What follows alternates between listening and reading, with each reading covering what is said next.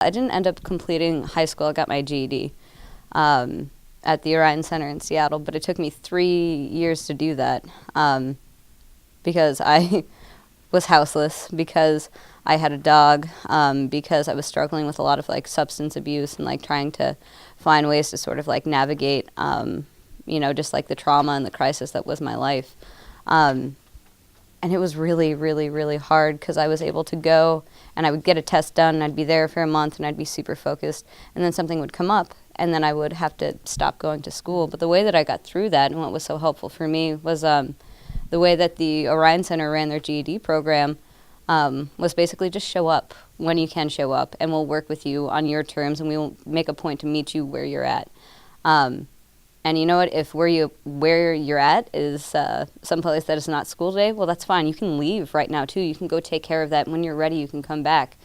So it took me 3 years to get my GED because in those 3 years, there was a lot of times where I ended up having to leave the state. But I still had the opportunity to go back, and I got to go to a place where people knew my name, where people knew my story.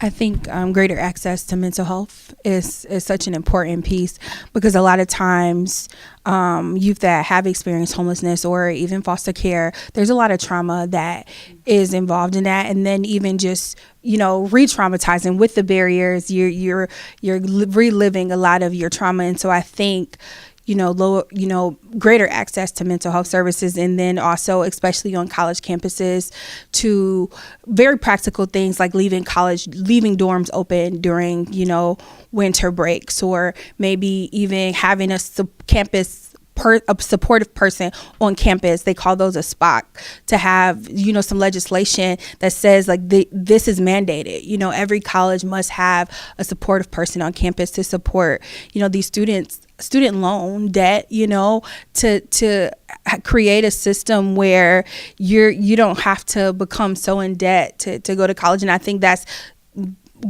not just for homeless youth, right? For everyone.